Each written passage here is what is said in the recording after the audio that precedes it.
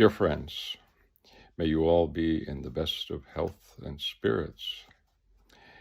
I wanted to give a short talk about something that's very important in the Quran.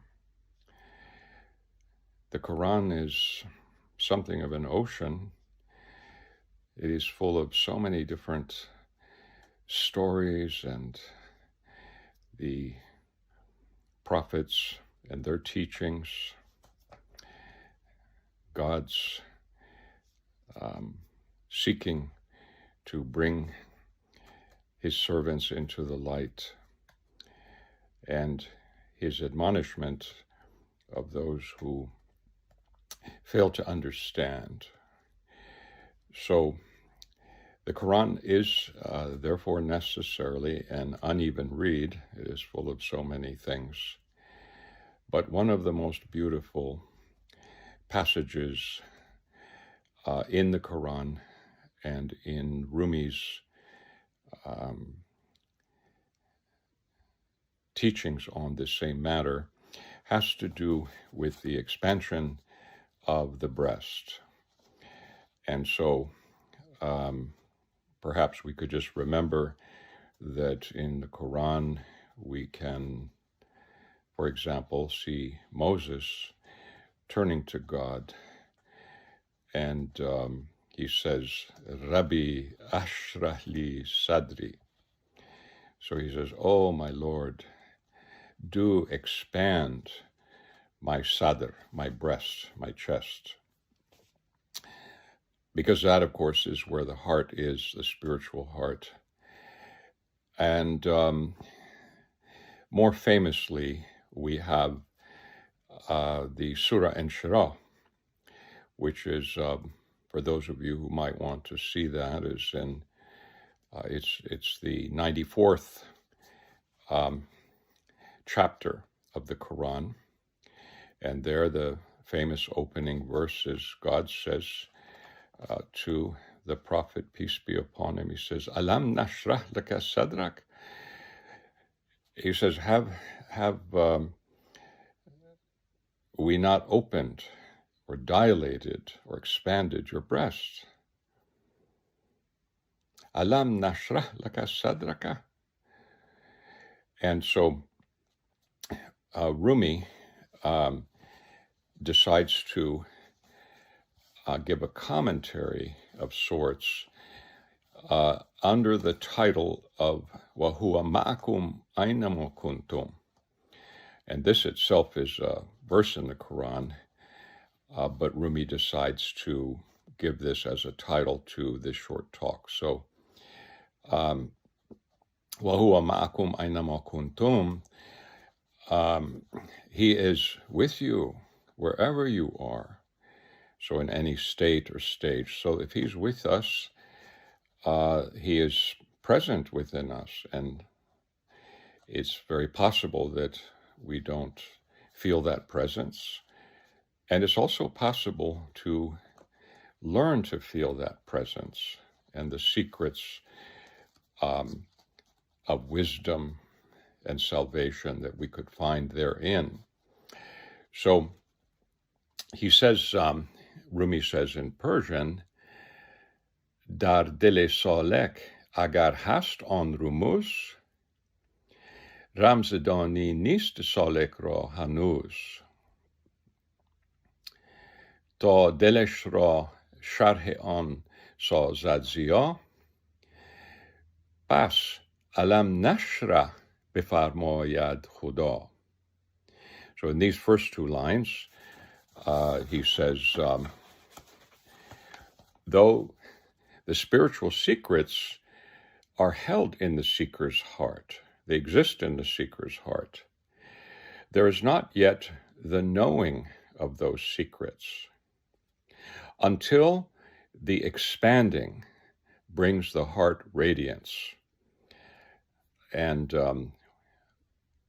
we could also say, for that particular line, until the irradiation, meaning this idea of sharha, it has the sense of expansion, irradiation, and penetration.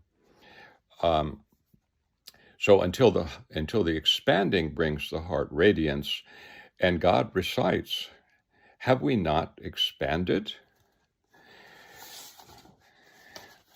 So the next two lines, he says, Dar darune sina sharhat dadaim, sharh andar sinaat benehodaim. So in this line, Rumi again is quoting God, or quoting the intentions of God in the earlier passages from the Quran. He says, and God recites, have we not expanded? Within the breast we have given your opening, your expansion. We have placed the expansion in your breast. After that, he says, but you still seek it outside of yourself. And that's, of course, where the famous line, he is with you wherever you are, is people are looking here and there, but in the great ocean of the Quran, there's coral, there's fishes, sharks, all kinds of things. But perhaps the most precious pearl lies in this statement that Rumi is trying to make. And the Sufis know that one can indeed regain a consciousness of that state of knowing God and knowing God's secrets within the Sadr. And that's why we will see it again and again repeated throughout the Quran. And essentially, it invites us to a transformation that isn't permanent. It's an access to a capacity that we have at a deep level, and it returns us to a state of directness, intimacy, and the feeling of God's presence within our own heart.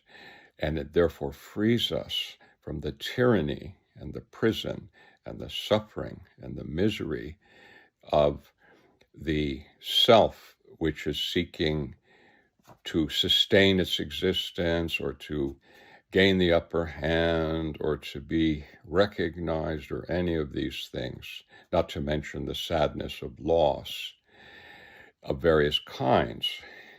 So it is essentially a refuge, a lovely, lovely refuge in the heart. And so this is, of course, the purpose of Sufism. And I want to keep this talk very short so that we don't move away from the point that I'm trying to make. The prophets, many of them, they turn to God asking this question: O Lord, please expand my breast, my chest, my solar plexus. Please expand my heart. And in that expansion, they not only find a great intimacy with God, but they are given secrets. Secrets of what sort? Well, the particular kinds of illumination that will correspond to the needs of that person. So if it's a prophet, it will be limited to the message that the prophet brings, as well as the prophet's own predisposition. Rumi does a very nice thing here because he decides to include, justifiably, he decides to include the possibility that the expansion mentioned in those Quranic verses can apply to anyone, because God says he is with you wherever you are. And he makes no exclusion in that statement.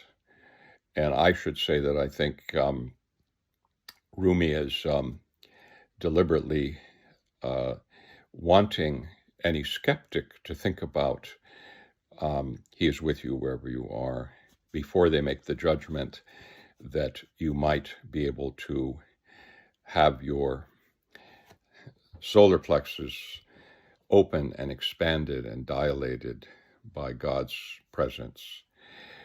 So, again, this could be one of the most important statements in the Quran. It certainly would be the greatest gift, the greatest familiarity with God, the greatest intimacy, and therefore wouldn't it be better than paradise in some couches, eating fruit? Wouldn't it be better than being the emperor of the world? Wouldn't it be better than living forever in this bodily form?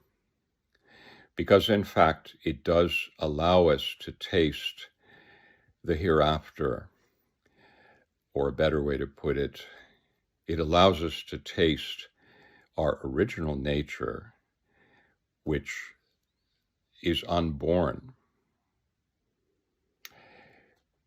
So, my friends, that's all that I have to say to you.